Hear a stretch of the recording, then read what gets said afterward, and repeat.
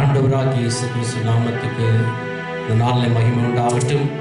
மீண்டுமாய் இந்த மே மாதம் கடைசி ஞாயிற்றுக்கிழமை ஆராதனைக்காய் உங்களை அன்போடு கூட வாழ்த்தி வரவேற்கிறோம். கண்களை மூடி நாம் செபிப்போம். பரிசுத்தமுள்ள நல்ல பிதாவே, இந்த ஆசீர்வாதமான நல்ல நாளுக்காய், இந்த கால வேளைக்காய் நன்றியுள்ளத்தோடு ஸ்தோத்திரிக்கிறோம், உம்மை துதிக்கிறோம். காலைதோறும் கர்த்தாவே, உம்முடைய கிருபை புதியதாக இருக்கிறபடினால் உமக்கு நன்றி. அதிகாலையில் என்னை தேடுகிறவர்கள் கண்டடைவார்கள் என்று சொன்னீரேன். இந்த காலவேளையில் ராஜா, உம்மை நோக்கி பார்க்கிறோம். உம்மை நோக்கி பார்க்கிற முகங்கள் பிரகாசம் அடையும், அவர்கள் ஒருபோதும் வெட்கப்பட்டு போவதில்லை என்று சொன்னவர். இந்த காலை ஆராதனையில தேவ ஆவியானவர் நீர் தொடக்கத்திலிருந்து முடிவரையிலும் அசைவாடுவீராக, ஆராதனையில் மகிமைப்படுவீராக. ஆண்டவரே, ஜெபங்கள் விசேஷமாய் இந்த நாளில் செய்திக்காக நாங்கள் ஜெபிக்கிறோம், செய்தி கொடுக்கிறோம். தாசனை உங்களுடைய விசேஷித்த வல்லமையினால் அபிஷேகத்தினால் நீங்க நிரப்புங்க ராஜா. ஆண்டவரே, ஆராதனையில பங்கு பெற்று உம்மை ஆராதிக்கிற, உம்மை துதிக்கிற, உம்முடைய வார்த்தையை கேட்கிற ஒவ்வொரு குடும்பங்களையும் ஒவ்வொரு வீடுகளையும் கர்த்தர் தாமே உம்முடைய விசேஷித்த ஆசீர்வாதத்தினால் நிரப்பும். ஒவ்வொருக்கும் இந்த நாள்ல ஒரு பெரிய விடுதலை நீர் காட்டலிடும். ஆசீர்வதியும். இயேசுவின் நாமத்தில் ஜெபிக்கிறோம் எங்கள் நல்ல பிதாவே. ஆமென், ஆமென்.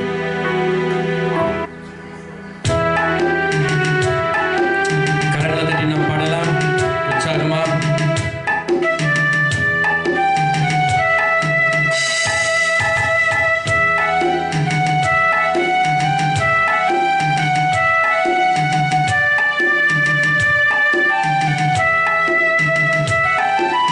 அற்புதரேசு ராஜனே, உத்தம மணாலனே, நீ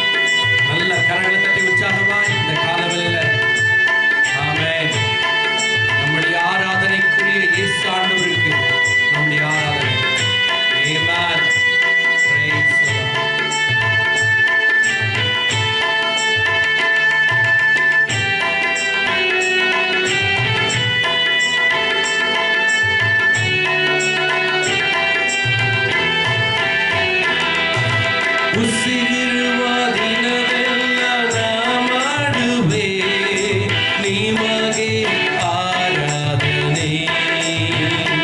ನನ್ನ ಉಸಿರಿರುವ ದಿನವೆಲ್ಲ ನಾ ಮಾಡುವೆ ನಿಮಗೆ ಆರಾಧನೆ.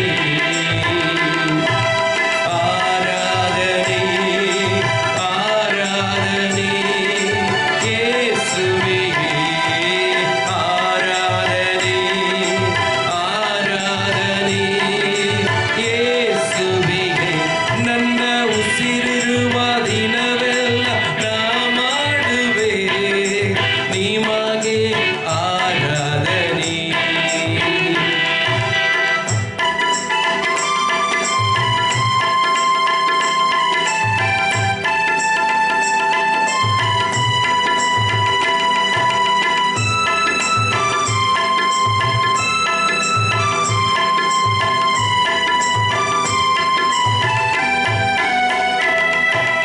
ಎಷ್ಟೊಂದು ಉಪಕಾರ ನನ್ನ ಜೀವಿತದಲ್ಲಿ ನೀ ಮಾಡಿರುವೆ యేసయ్య.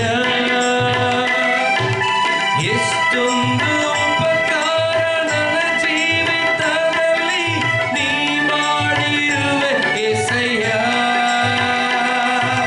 ನನ್ನ ಪ್ರಾಣ ನೀ, ನನ್ನ ಉಸಿರು ನೀ, ನನ್ನ ಪ್ರಾಣ ನೀ, ನನ್ನ ಉಸಿರು ನೀ.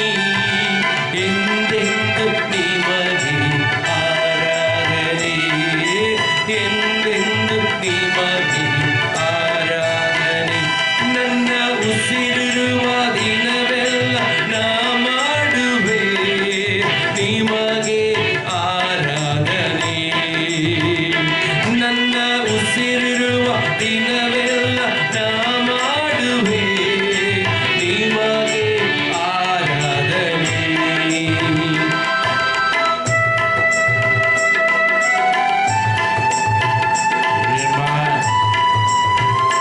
Jesus.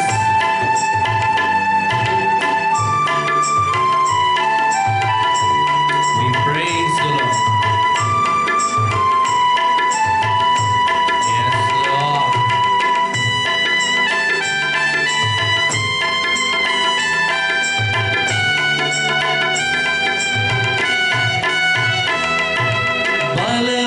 ಬಲವಿಲ್ಲದಿರುವಾಗ ನನ್ನನ್ನು ನೀ ಬಲಪಡಿಸಿರಿ యేసయ్య. ಬಲವಿಲ್ಲದಿರುವಾಗ ನನ್ನನ್ನು ನೀ ಬಲಪಡಿಸಿರಿ యేసయ్య. ನನ್ನ ಬಲವು ನೀ, ನನ್ನ ಬಂದೆ ನೀ, ನನ್ನ ಬಲವು ನೀ, ನನ್ನ ಬಂದೆ ನೀ. ಎಂದೆಂದು ನಿಮಗೆ ಆರಾಧನೆ. ಎಂದೆಂದು ನಿಮಗೆ ಆರಾಧನೆ. ನನ್ನ ಉಸಿರಿರುವ ದಿನವೆಲ್ಲ ನಾ ಮಾಡುವೆ ನಿಮಗೆ ಆರಾಧನೆ. ನನ್ನ ಉಸಿರಿರುವ ದಿನವೆಲ್ಲ ನಾ ಮಾಡುವೆ ನಿಮಗೆ ಆರಾಧನೆ. ಆರಾಧನೆ ಆರಾಧನೆ ಯೇಸುವಿಗೆ ಆರಾಧನೆ. ಆರಾಧನೆ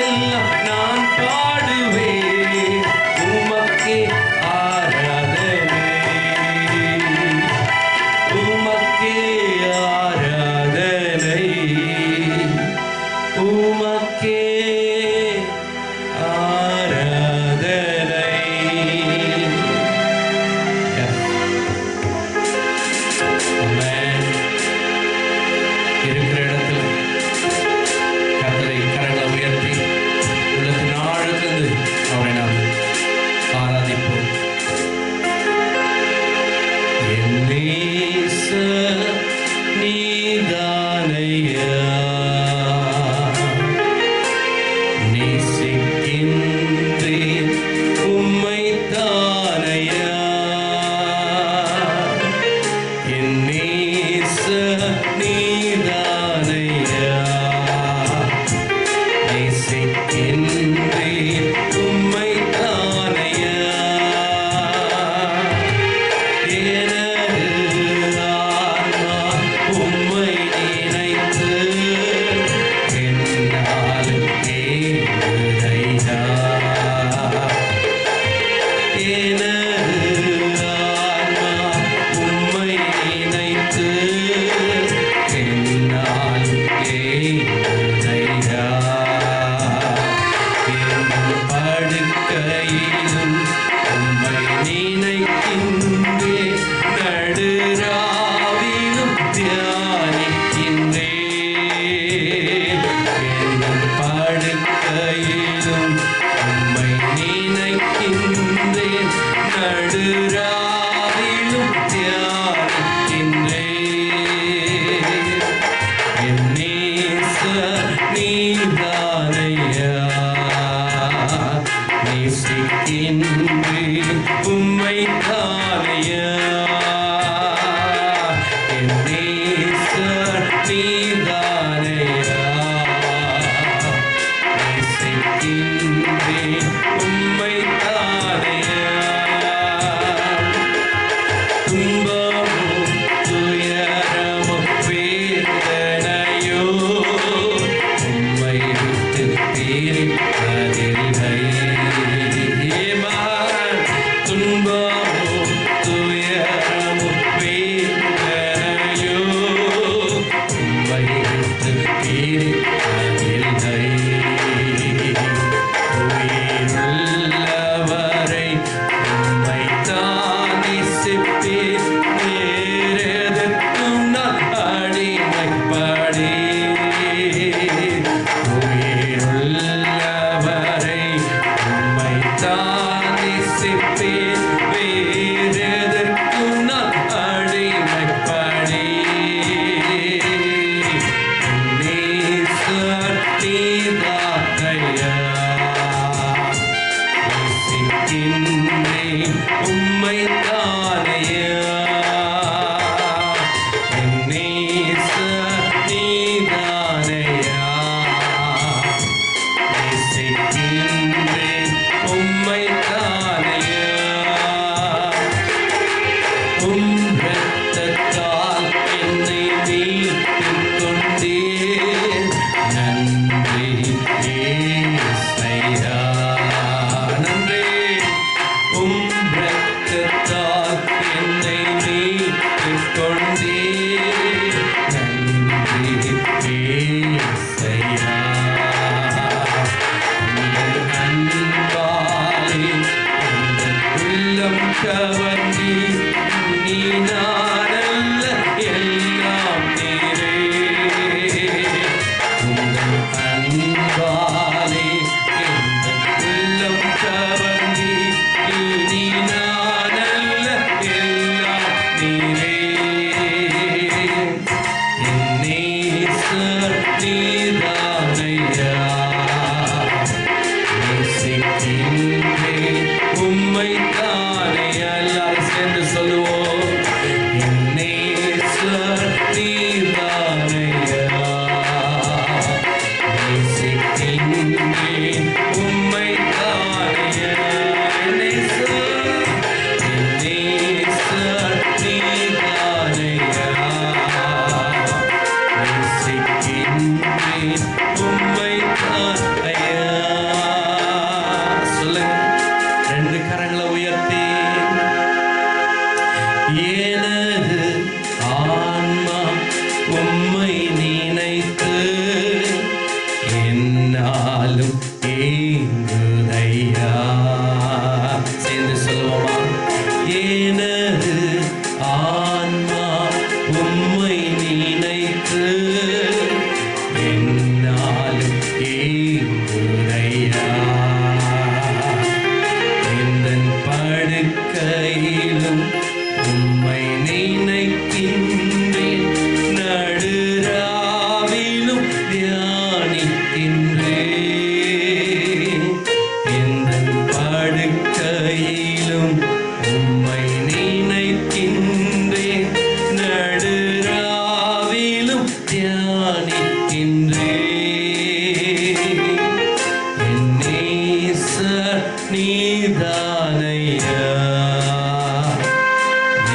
நேசிக்கின்றேன் உம்மை தானையா என் நேசர் நீதானையா நேசிக்கின்றேன் உம்மை தானையா நேசிக்கின்றேன் உம்மை தானையா உம்மை நேசிக்கிறோம். உம்முடைய அன்புக்காக நன்றி, உம்முடைய கிருபைக்காக நன்றி, உம்முடைய தயவுக்காக, உம்முடைய இரக்கத்துக்காக நன்றி. ஆமென், ஆமென், ஆமென்.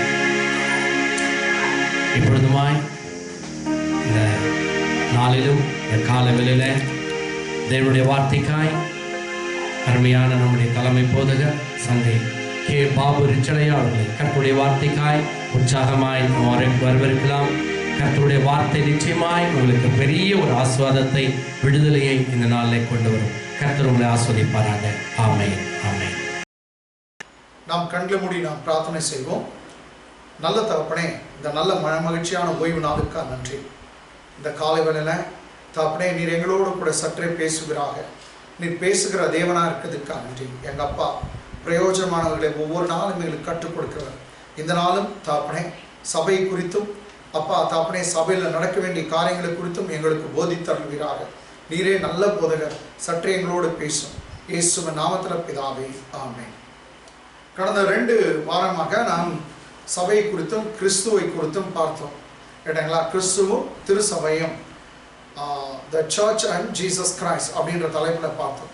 இன்றைக்கும் அதே தலைப்பில் தான் நம்ம பார்க்க போகிறோம். சபை குறித்தான சில வெளிப்பாடுகளோடு கர்த்தருடைய ஆவியானவர் நம்மோடு பேசுவாராக. சரி, இதனால் இயேசு கிறிஸ்து மத்தேயு 16ஆம் அதிகாரத்தில் ஊழியம் செய்து கொண்டிருக்கிறார். வசனம் நீ பார்க்கிற சமயத்தில் 13ஆம் வசனம் 16-13. பின்பு இயேசு பிலிப்பு செசரியாவின் திசைகளில் வந்தபோது தம்முடைய சீஷரை நோக்கி, மனுஷகுமாரனாகிய என்னை ஜனங்கள் யார் என்று சொல்லுகிறார்கள் என்று கேட்டார். பாருங்க, இயேசு கிறிஸ்து ஊழியம் செய்கிற சமயத்தில் அவர் பிலிப்பு செசரியா திசையில் வந்தபோது அவர் சீஷங்க 12 பேரையும் அழைச்சி கேட்கிறாரு, மனுஷகுமாரனாகிய என்ன ஜனங்க யார் என்று சொல்லுகிறார்கள்? Who do men say that I the son of man am? God says, Jesus says, who do men say that the son of man I am? மனுஷகுமாரனா இருக்க என்ன குறித்து ஜனங்க என்ன சொல்றாங்க அப்படின்னு கேட்கிறார். அதுக்கு உடனே அங்க இந்த சீஷர்களை ஒருத்தன் சொல்றான், உண்மை எல்லாம் யோவான்னு சொல்றாங்க. இன்னொருத்தர் சொல்றாரு, உண்மை எலியான்னு சொல்றாங்க, எலியா தீர்க்கதரிசி. உண்மை சிலர் புலம்பல் தீர்க்கதரிசியாக எரேமியா என்று சொல்லுகிறார்கள், சிலர் வெறும் சாதாரண ஒரு தீர்க்கதரிசி என்று சொல்லுகிறார்கள். எல்லாம் சரிதான். இயேசு இதை கேட்டு கேட்கிறாரு, சீஷன் நீங்க என்ன சொல்றீங்க? But what do you say that I am? But what do you say that I am? 15ஆம் வசனத்தில் சொல்லுகிறார், நீ என்னை குறித்து நீங்க என்ன சொல்றீங்க? இங்கிலீஷை பார்க்கலாம், தமிழ படிங்க. அப்பொழுது அவர் நீங்கள் என்னை யார் என்று சொல்லுகிறீர்கள் என்று கேட்டார். நீங்கள் என்னை யார் என்று சொல்லுகிறீர்கள் என்று கேட்டார். இங்கிலீஷை பாருங்க. He said to them, but who do you say that I am? Who do you say that I am?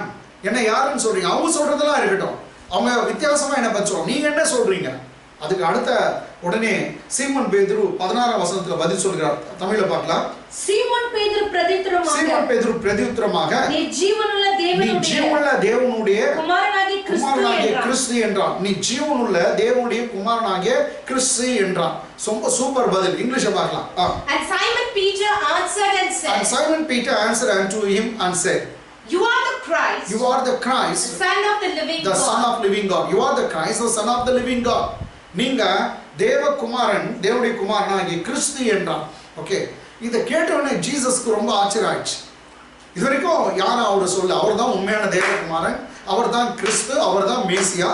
இவன் சூப்பரா பதில் சொன்னான். அப்புறம் சொல்றாரு கர்த்தர், இது உன் ஞானத்தில் நீ சொல்லப்பா, உன் அறிவுல உன் திறமையில சொல்ல, இல்லை என் கூட பழகுனால சொல்ல, பிதாவாகி தேவனே உனக்கு இதை வெளிப்படுத்தி இருக்கிறார் அப்படின்னு சொல்லி கர்த்தர் அவனை மெச்சுக்கொள்கிறார். பரலோகத்திற்கு என் பிதா இதை உனக்கு வெளிப்படுத்தினார் 17ஆம் வசனம் சொல்லிட்டு, இப்போ 18ஆம் வசனத்துல இருந்து நம்ம சபையை குறித்து பார்க்கலாம். 18ஆம் வசனம் என்ன சொல்றாரு பாருங்க. இயேசு மேலும் நான் உனக்கு சொல்லுகிறேன், பேதுருவை பார்த்து சொல்ல, உனக்கு சொல்லுகிறேன், நீ பேதுருவாய் இருக்கிறாய்.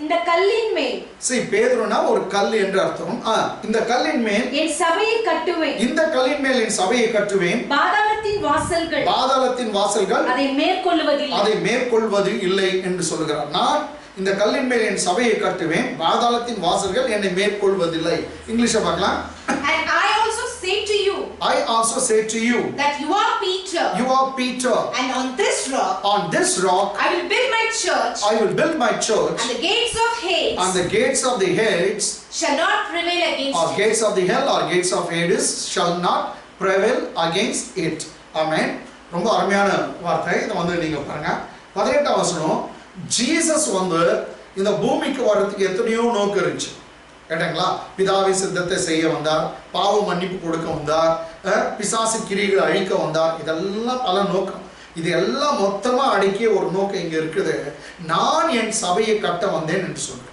நான் என் சபையை கட்டுவேன் பாதாளத்தின் வாசல்கள் அதை மேற்கொள்ளும் இந்த பூமியில ஒரே ஒரு victorious spot victorious place victorious or dominion place ஒன்று இருக்குன்னா இந்த பூமியில சாத்தானால மேற்கொள்ளக்கூடாத ஒரு ஆர்கனைசேஷன் சாத்தானால ஜெயிக்க முடியாத அவனுடைய பாதாளத்தால வெல்ல முடியாத ஒரு ஆர்கனைசேஷன் இருக்குன்னா அது சபை தான் it is the only organization no powers of the hell can overpower it or prevail against it அதை மேற்கொள்ளவே முடியாது இந்த பூமியில வேற எந்த பகமும் அப்படி சொல்லப்படல கேட்டீங்களா எதையும் சாத்தானுடைய ஆதிக்கம் பாதிக்கக்கூடியது ஆனா சபை அதை ஒன்றும் செய்ய முடியாது எனக்கு இதுதான் கர்த்தராகிய சொன்னார் சாத்தான வேடிக்கையா சொல்லுவேன் பாதாள அவங்க அப்பா வந்தா கூட சபையை ஜெயிக்க முடியாது மேற்கொள்ள முடியாது கர்த்தர் அவ்வளவு பவரை சபையை கொடுத்திருக்கிறார் சாதாரணமானதல்ல ரைட்டுங்களா அப்ப கர்த்தர் சொல்கிறார் நான் என் சபையை கட்டுவேன் see possessively says here இங்கிலீஷ்ல பாருங்க and Simon Peter 18th verse and I also say to you that you are Peter and on this rock I will build my church see look at the word notice the word I will build my church the Bible doesn't say I will build a church no not the church but I will build my church நடங்களா Tamil எப்படி இருக்கு பாருங்க மேலும் நான் உனக்கு சொல்லுகிறேன் நீ பேதுருவாய் இருக்கிறாய் இந்த கல்லின் மேல் என் சபையை கட்டுவேன் பாருங்க என் சபை இயேசுநாதர் பொசசிவா அன்பா சொல்லுகிறார் அன்பா நான் ஒரு சபையை கட்டுவேன்னு சொல்ல நான் சிறந்த சபையை கட்டுவேன்னு சொல்ல நான் பெரிய சபையை கட்டுவேன் அப்படியெல்லாம் ஏதோ ஒரு குறிக்கிறார் என் சபை பொசசிவ்லி நம்ம சொல்றோமே எங்க அப்பா எங்க அண்ணா எங்க தம்பி என் வீடு அப்படின்னு பொசசிவா நம்ம பேசுறோம் இல்ல அந்த சொந்த பண்றாரு அதே மாதிரி தான் சொல்றாரு சபையும் கிறிஸ்துவையும் பிரிக்க முடியாது அதான் சொல்றேன் நான் ஒரு சபை ஏதோ ஒரு சபையை கட்டுறேன்னு சொல்ல ஏன் சபைன்றார் கர்த்தர் அப்போ சர்ச்சுக்கு மூல காரணம் சொந்தக்காரர் யாருனாக்கா கிறிஸ்து தான் இதுல எந்த டவுட்டும் இல்லை உங்களுக்கு இன்னும் டவுட் இருந்துச்சுனாக்கா ஒரு வசனத்தை பார்க்கலாம் ஆக்ட்ஸ் ஆஃப் அப்போஸ்தலர் நடவடிக்கைகள் புஸ்தகம் 20ஆம் அதிகாரம் 28ஆம் வசனம் திரும்ப படிச்சுட்டு நம்ம திரும்ப வந்துடலாம் அப்போஸ்தலர் நடவடிக்கைகள் 20:28 ஆகையால் உங்களை குறித்தும் தேவன் தம்முடைய சுய ரத்தத்தினாலே சம்பாதித்துக் கொண்ட தமது சபையை மேய்ப்பதற்கு பரிசுத்த ஆவி போதும் நிறுத்தலாம் நீங்க இன்னொரு கோர்வையா படிங்க ஆகையால் உங்களை குறித்தும் தேவன் தம்முடைய சுய ரத்தத்தினாலே சம்பாதித்துக் கொண்ட தமது சபையை மேய்ப்பதற்கு போதும் அப்ப தமது சபை எப்படின்னா சுய ரத்தத்தினால தேவன் சம்பாதித்தார் இங்க இயேசு கிறிஸ்துவை தேவன் என்று சொல்லுகிறது அந்த தேவனாகிய இயேசு கிறிஸ்து தம்முடைய சுய ரத்தத்தினால அந்த சபையை சம்பாதித்தார் to shepherd the church of God which he purchased with his own blood see this is the church of God the church belongs to God how he got it Bible says he purchased with his own blood amen தம் சொந்த ரத்தத்தினால தேவனாகிய கர்த்தர் தம் சபையை அவர் வாங்கிட்டார் purchase பண்ணிக்கிறாராம், விலை கொடுத்து வாங்கிட்டாராம். ஆகினால சபைன்றது இந்த பாஸ்டர் தான் இல்ல, அந்த பாஸ்டர் தான் இல்ல, எந்த போப்பாண்டவர் தான் இல்ல எந்த ஒரு பிஷப் தான் இல்ல, எந்த மனுஷனும் தான் இல்ல. சபை என்பது கிறிஸ்துவனுடையது, தேவனுடையது. அல்லேலூயா. அத டெம்பரரியா பாஸ்டர்ஸ்களை கர்த்தர் தலைவர்களை நியமிச்சிருக்கிறார், ஓவர்சியர்ஸ் சொல்லுது. காட்ஸ் சர்ச்சை, கடவுளுடைய தேவனுடைய சபையை மேய்ப்பதற்காக, பராமரிப்பதற்காக சிலரை கர்த்தர் ஆவியானவர் அப்பாயிண்ட் பண்ணி இருக்கிறார். அதனால போதகர் ஊழியம் இங்க இருக்கிறது நம்ம பார்க்கணும். எனக்கு அன்பானவர்களே, சரி மீண்டும் நீங்க பார்க்க சமயத்துல சபையை கர்த்தர் எதற்கு எந்த நோக்கத்துக்காக இங்க கொண்டு வந்தாங்க நம்ம பார்க்கறது தான் இப்போ மத்தேயு 16ஆம் அதிகாரத்துல பார்த்துட்டு இருக்கிறோம். வரிசையா பார்த்தோம். 13, 14, 15 அப்படியே 18ஆம் வசனம் பார்த்தோம். இப்போ 19ஆம் வசனம். பரலோக ராஜ்யத்தின் திறவுகோல்களை, சரி நான் என் சபையை கட்டுவேன், பாதாளத்தின் வாசல் அதை மேற்கொள்ளாதுன்னு சொல்லிட்டு எடுத்தவனே என்ன சொல்றாரு பாருங்க இயேசு அடுத்த வசனத்துல, பரலோக ராஜ்யத்தின் திறவுகோலை நான் உனக்கு தருவேன். பூலோகத்திலே நீ கட்டுகிறது எதுவோ அது பரலோகத்தில் கட்டப்பட்டு இருக்கும். பூலோகத்திலே நீ கட்டவிழ்க்கப்படுவது எதுவோ அது பரலோகத்திலும் கட்டவிழ்க்கப்பட்டு இருக்கும் என்றார். அங்க சொல்றாரு பரலோக ராஜ்யத்தின் திறவுகோல்களை நான் உனக்கு தருவேன். கேட்டாங்களா? இங்கிலீஷ்ல பாருங்க. And I will give you the keys of the kingdom of heaven. I will give you the keys of the kingdom of heaven. And whatever you bind on earth, and whatever you bind on the earth will be bound in heaven. And whatever you loose on earth, and whatever the thing that you loose on the earth will be loosed in heaven. Amen. So here our Lord Jesus Christ teaches his children how to bind and to loose. Okay, now அத பத்தி நான் பேசல. கட்டுறது கட்டவிழ்க்கிறது. பரலோக ராஜ்யம் பாருங்க, தேவனுடைய திட்டம் என்ன? பிதாவாகிய தேவனுடைய திட்டம் தம் குமாரனை அனுப்பி பரலோக ராஜ்யத்தை இந்த பூமியில ஸ்தாபிக்க வேண்டும். இதுதான் வந்து பிரைமரி காஸ். ஏன்னா மனுஷன் பாவம் செய்ததுனால எதை இழந்தானோ அதை மீண்டும் அவனுக்கு கொடுப்பதற்காக, பரலோக ராஜ்யத்தை இந்த பூமியில ஸ்தாபிப்பதற்காக அவரை யாரையும் அனுப்பினார். சரியாகல, கடைசியில் வந்து தான் குமாரனை அனுப்புகிறார். அந்த குமாரன் எப்படி செய்யறாரா? சபை மூலமா தான் செய்யறார். அதான் இங்க சொல்லுது, சபையை கட்டுவேன், இது பாதாளத்தின் வாசலுக்கு மேற்கொள்ளாது சொல்லிட்ட பிற்பாடு பரலோக ராஜ்யத்தின் திறவுகோலை நான் தரேன்னு சொல்றேன். அப்போ தேவனுடைய திட்டம் என்ன? பரலோக ராஜ்யம் எப்படிப்பட்டது? அங்க கண்ணீர் இல்ல, அங்க கவலை இல்ல, அங்க பயம் இல்ல, அங்க ஓலம் இல்ல, அழுகை இல்ல, பசி இல்ல, பட்டினி இல்ல, அங்க தும்பல் கூட இல்ல, முக்கியமா கொரோனா வைரஸ் இருக்கவே இருக்காது. அங்க பரலோக ராஜ்யம் அப்படிப்பட்டது. சுகம், வல்லமை, ஆற்றல், டொமினியன், எல்லாம் ஆளுகை செய்கிறது. சோ இப்படிப்பட்ட ராஜ்யத்தை கர்த்தராகிய தேவன் கண்ணீர் இல்லாத, பசி இல்லாத, நோவு இல்லாத, சாபம் இல்லாத ஒரு ராஜ்யத்தை இந்த பூமியில ஸ்தாபிக்கணும். அதை ஸ்தாபிக்க பிதாவாகிய தேவன் பயன்படுத்துகிற ஒரே வழி தான் குமாரன் மூலமாய் திருச்சபையை உண்டாக்கி அதன் மூலமாய் அந்த ராஜ்யத்தை ஸ்தாபிக்க வேண்டும் என்று சொல்லுகிறார். அப்போ சபையுடைய நோக்கம்லாம் என்னன்னாக்கா பரலோக ராஜ்யத்தை பூமியில ஸ்தாபிக்கிறது தான். So the main purpose of the church is to establish the kingdom of God on the face of the earth. சபை அது எப்படின்னா only through gospel. அந்த சுவிசேஷம் சபை மூலமா சுவிசேஷம் போற இடத்துல எல்லாம் சுகம் உண்டாகும். சுவிசேஷம் போற இடத்துல ஏழ்மை, தரித்திரம், சாபம் ஓடும். சுவிசேஷம் செல்கிற இடத்துல இயேசு கிறிஸ்துவின் ரத்தத்தினாலே ஜனங்கள் சுகம் அடைவார்கள். சுவிசேஷம் போற இடத்துல பேய்கள் ஓடும், நோய்கள் ஓடும், சாபங்கள் நீங்கும். ஏன்னா ராஜ்யத்தின் சுவிசேஷம் அது. ராஜ்யத்தின் சுவிசேஷம் வெறும் நீ செத்தா மோட்சத்துக்கு போறேன்னு மாத்திரம் இல்லை. இதே பூமியில நீ சுகமா வாழணும், நீ பலத்தோடு வாழணும், நீ ஐஸ்வர்யத்தோடு வாழணும், தரித்திரத்தோடு இருக்காம நீ செல்வ சீமாந்தனா நீ வாழ வேண்டும் என்பதுதான் தேவனுடைய நோக்கம். அதான் பரலோக ராஜ்யத்தை இந்த பூமியில ஸ்தாபிக்க விரும்பினார். உதாரணத்துக்கு உங்களுக்கு டவுட்டா இருந்தா இன்னொரு ஸ்கிரிப்சர் பாருங்க. மத்தேயு சுவிசேஷம் 6ஆம் அதிகாரம் 10ஆம் வசனம். கர்த்தர் கற்பித்த ஜெபத்துல பாருங்க. உம்முடைய ராஜ்யம் வருவதாக இயேசு கிறிஸ்து சொல்கிறார். பரமண்டலத்துக்கு எங்கள் பரமபிதாவே அப்படின்னு பிரேயர் பண்ண அவர் சொல்றாரு, உம்முடைய ராஜ்யம் வருவதாக, உம்முடைய சித்தம் பரமண்டலத்தில் செய்யப்படுகிறது போல பூமியிலேயும் செய்யப்படுவதாக. பரலோக ராஜ்யத்துல எல்லாம் தேவனுடைய சித்தம் தான் நடக்குது. பரலோக ராஜ்யத்துல தேவனுடைய சித்தம் தான் நடக்குது. அதே சித்தம் அங்க பரலோக ராஜ்யத்தில் நடக்குது போல இந்த பூமியில் நடக்க வேண்டும். அதுக்காக ஜெபிங்க. லெட் யுவர் கிங்டம் கம், கேளுங்க அப்படின்னு சொல்றார் கர்த்தர். இங்கிலீஷ்ல பாருங்க.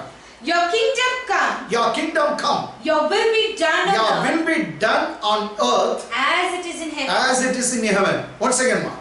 Your kingdom come. Your kingdom come. Your will be done on earth. Your will be done on earth As it is in as heaven. it is in heaven. See, Jesus taught all his children, all his disciples, the Lord's Prayer. In the prayer, he teaches them, ask for the kingdom to come over the earth, that the will of the Lord be done on the earth as it is in heaven. பரலோகத்தில் பாருங்க, no சண்டை, எந்த ஒரு குழப்பம் இல்லை, பிரச்சனை இல்லை, தொல்லை இல்லை. ஆனால் அந்த பூமியில எத்தனையோ மனுஷனுடைய சித்தம் நடக்குது.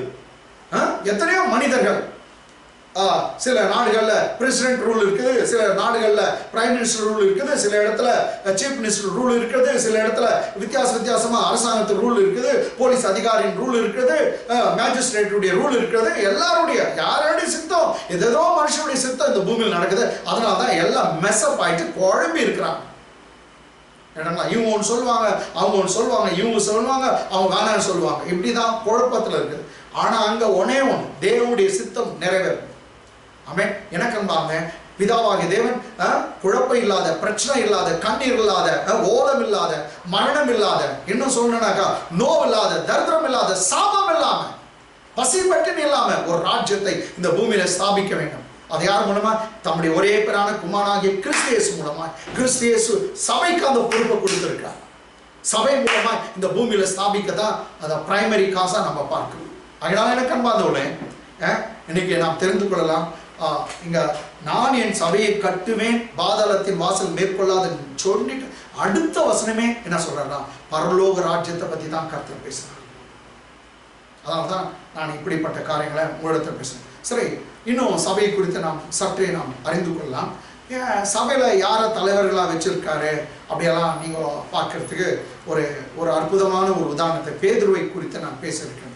Turn with me to the Gospel of St. John, chapter 21, verse 3.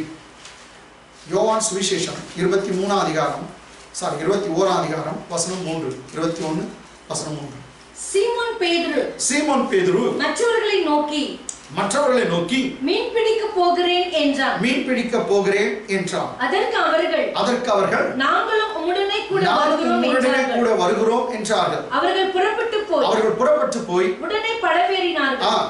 அந்த ராத்திரியிலே அவர்கள் ஒன்றும் பிடிக்கவில்லை. இங்கிலீஷ்ல படிக்கலாம். Simon Peter said to them, I am going fishing. They said to him, we are going with you also. They went out and immediately got into the boat. And that night they caught nothing. They went out and immediately they got into the boat, and that night they caught nothing. How many members? Bible says 7 members they were. நீங்க ரெண்டாவது வசனம் படிச்சீங்கன்னா 7 பேர். இதுல ஒன்னு Seeman Peter. Jesus கிட்ட இருந்தவங்க நல்லா கவனிச்சுங்க. ஜீசஸ் கிட்ட இருந்தவங்க 11 பேர், 12 பேர். அவ ஒருத்தன் செத்துட்டான். குட் ஃப்ரைடே அன்னைக்கே செத்துட்டான். யாரே? யூதாஸ் காரியத்து. இப்போ இயேசு கிறிஸ்து உயிர்த்தெழுந்த பிற்பாடு அவனை பார்க்கும்போது 11 பேர் தான் இருக்காங்க. கேட்டாங்களா? ஸ்திரீகள்லாம் விட்டுருங்க, 11 பேர். இந்த 11 பேரும் இவர் 3 வருஷமா தேவனுடைய ராஜ்யத்தை சுவிசேஷமா அறிவிக்க தயார்படுத்தினாரு. ஆனா நம்ம பீட்டர் எல்லாரையும் பேக் ஸ்லைடு கொண்டு போயிட்டான். இது 3வது முறை அவருக்கு கர்த்தர் அவங்களுக்கு தரிசனம் ஆகுது. அந்த 40 நாளுக்குள்ள நடந்த ஒரு நிகழ்ச்சி. இவன் என்ன பண்ணிட்டானா, தவன் ஏற்கனவே செய்திருந்த பழைய வேலை என்னன்னாக்கா மீன் பிடிக்கிறது. மீன் பிடிச்சு கொண்டிருந்த அந்த பேதுருவை தான் கர்த்தர் சொன்னார், வா என் பின்னாடி வா, மனுஷரை பிடிக்கிறவர்களா நான் மாற்றுவேன்னு சொன்னார். He was catching fishes. Our Jesus said, come after me, come and follow me, I will make you a fisher of men. Amen. Fisher of men. மனுஷர்களை பிடிக்கிறவளா மாற்றுவேன்னு சொன்னார். அவன் மனுஷர்களை பிடிக்க வந்தான். ஆனா மனுஷரை பிடிக்கிற வேலை செய்திருந்தவன், சபாவுடைய வேலையை செய்திருந்தவன் இப்ப என்ன ஆயிட்டாருன்னா, இயேசு இல்ல அப்படின்ற ஒரு எண்ணம் இவனுக்குள்ள உருவாயிடுச்சு. இவன் கெட்டு போனது இல்லாம அவனோட 6 பேரை கூட்டிட்டு போயிட்டான். இப்போ பாருங்க, 11ல 7 பேர், இவனோட சேர்த்தா 7 பேர் போயிட்டாங்கன்னாக்கா மீதி பேர் இயேசுநாதருக்கு எவ்வளவு பேர் இருக்கிறாங்க பாருங்க. Just 4 members. 4 + 7 11. அவ்வளவுதான். இவன் நான் மீன் பிடிக்கிறேன்னு சொன்னா நாங்களும் வரோம், ஏன் ஒன்றும் கையில பாய்சா இல்லை அப்படின்னு சொல்லிட்டு எல்லாம் போயிட்டாங்க. சரி, யோசிச்சு பாருங்க, இந்த ஃபைனல் வீக்ல இயேசு கிறிஸ்துடைய கடைசி வாரத்துல சம்பவத்தை நீங்க பாத்தீங்கன்னாக்கா ரொம்ப மெஸ்ட் அப் இல்லாவிட்டா ரொம்ப டேமேஜ் ஆனது யாருன்னா பீட்டர் தான். அவர் சொன்னாரு இன்னைக்கு மேய்ப்பனை வெட்டுவாங்க, ஆடுகள்லாம் சிதறடிக்கப்படும்ன்ற ஒரு வார்த்தை இன்னைக்கு நிறைவேறும் அப்படின்னு பெரிய வேலைக்காரங்க பேசுறாங்க. Today the scripture going to be fulfilled, that is I will kill the shepherd, I will slaughter the shepherd, all the sheep going to be scattered. Jesus said இன்னைக்கு இது நடக்க போகுது, நான் மேய்ப்பனை வெட்டுவேன், ஆடுகள்லாம் ஓடிடும், நீங்க எல்லாம் என்ன நிமித்தமா எல்லாம் இடறி ஓடிடுவீங்க. அதுக்கு பீட்டர் சொல்றாரு, பேதுரு எல்லாம் இவங்க எல்லாம் ஓடிடுவாங்க ஆண்டவரே, இவங்க எல்லாம் ஓடினாலும் நான் மாத்திரம் ஓட மாட்டேன். So he was boasting about his love on Jesus. அவன் அப்படியே சொல்றான் to the faces of the disciples. ரொம்ப ரொம்ப மோசமானங்க. இப்போ ஒருத்தர் முகத்திலே அப்படியே எரியும், முகத்துல ஏறி தூக்கி ஏறுற மாதிரி பேசினான். இவங்க எல்லாம் ஓடிடுவாங்க ஆண்டவரே, நான் மாத்திரம் இவங்க கூட தான் இருப்பேன் அப்படின்னு சொன்னான். ஏசுநாதர் சிரிக்கல. அவர் சொன்னார், இப்படி சொல்றியாப்பா, இன்னைக்கு சேவல் கூறதுக்கு முன்னே என்ன 3 தரம் மறுதளிப்பேன்னு சொன்னான். அப்போ நிறுத்தல, இல்ல உண்மை சாவிலும் நம்ம காவலிலும் பின்பற்ற நான் தயார்னு சொன்னான்.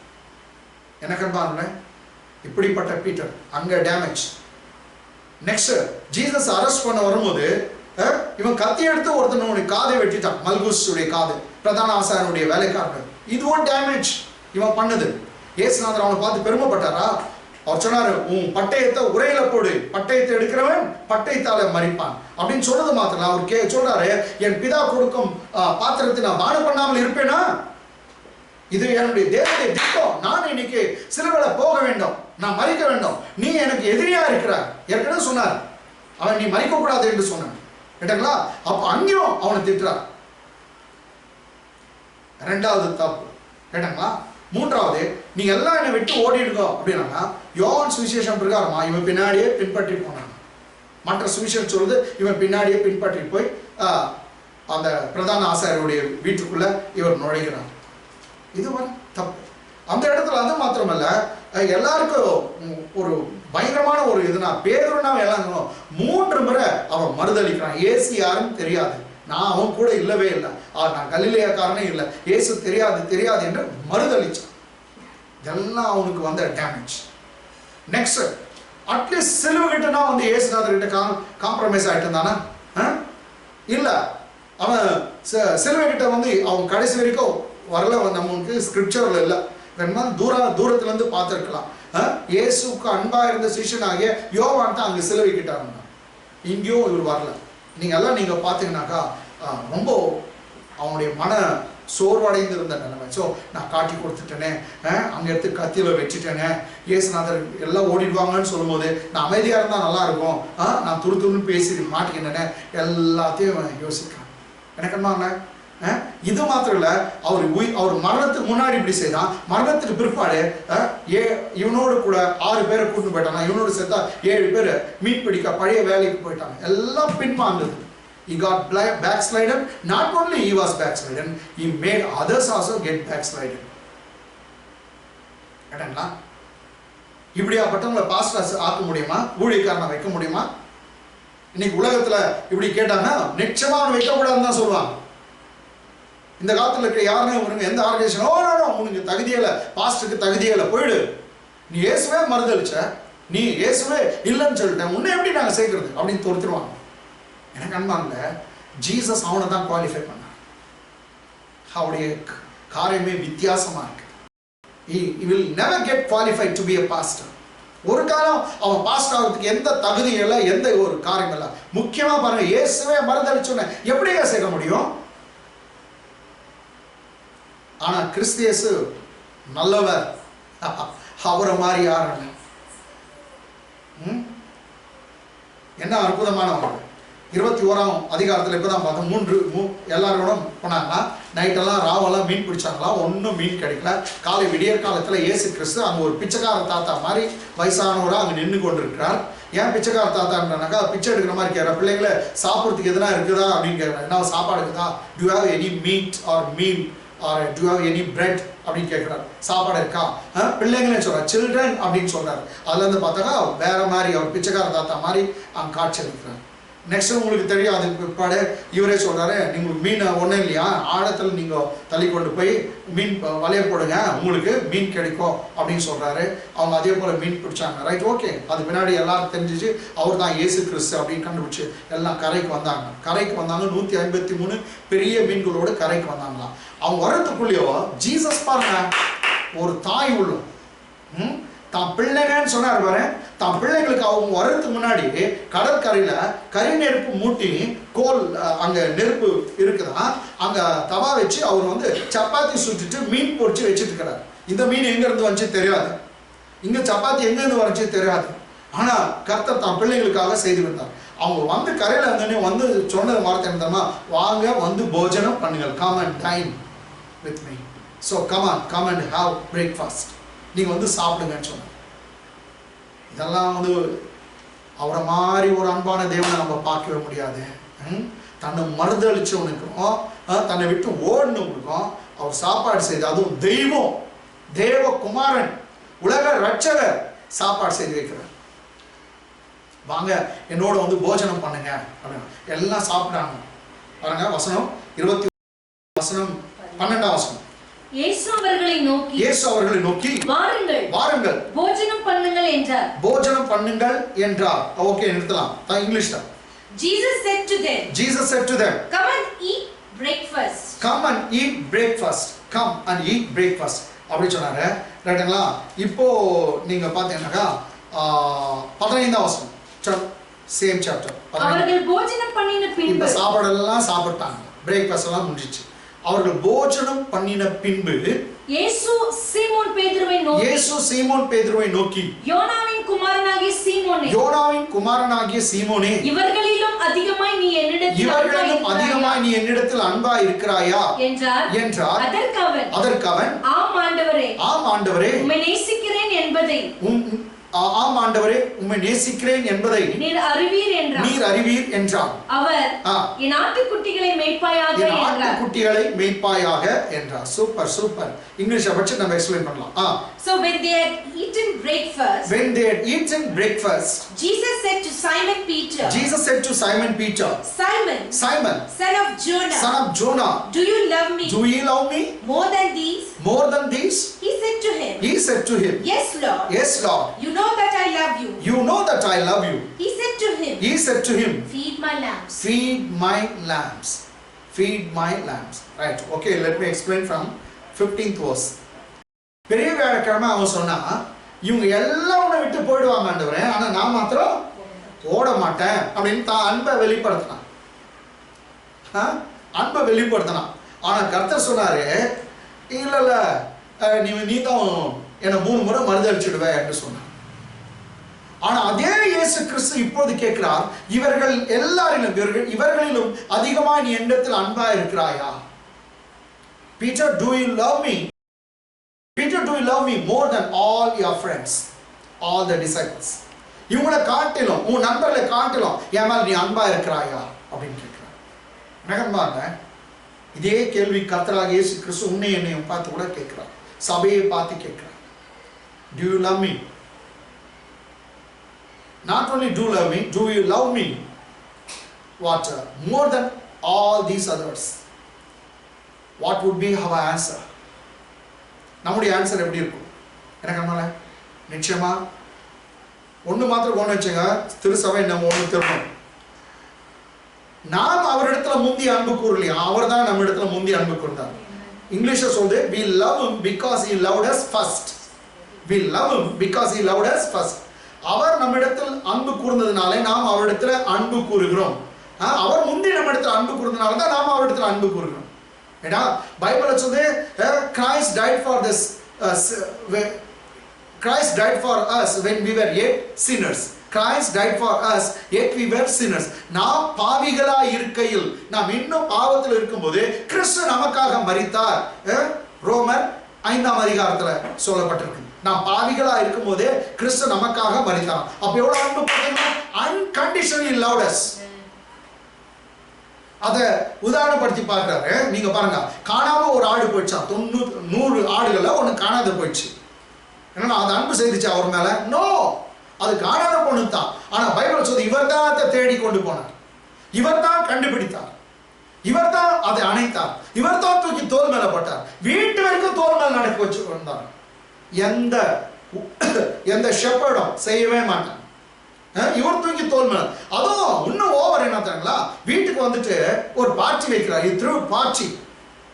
Amen. And he telling to all the neighbors, rejoice with me, for I have found the sheep that has been lost. காணாம போன ஆட்டை நான் கண்டுபிடிச்சேன், என்னோட கூட கொண்டாடுங்க, என்னோட கூட சந்தோஷமா இருன்னு பார்ட்டி வச்சாராம். யாரும் செய்வாங்களா சொல்லுங்க? எந்த மேய்ப்பனாவது செய்ய முடியுமா? இந்த மேய்ப்பனை மாதிரி நீங்க பார்க்கவே முடியாது. அதான் சொன்னா, நீ என்ன தெரிந்து கொள்ளவில்லை, நானே உன்னை தெரிந்து கொண்டேன். இன்னும் நம்ம பாஷையில சொன்னா, நீ அவருடைய கையை உன்னை பிடிச்சு நடக்கல, அவர் தான் உன் கையை பிடிச்சு கொண்டிருக்கார். உனக்கு ஒரு காலம் அவர் விட்டு விலக மாட்டார், உன்னை கைவிட மாட்டார்.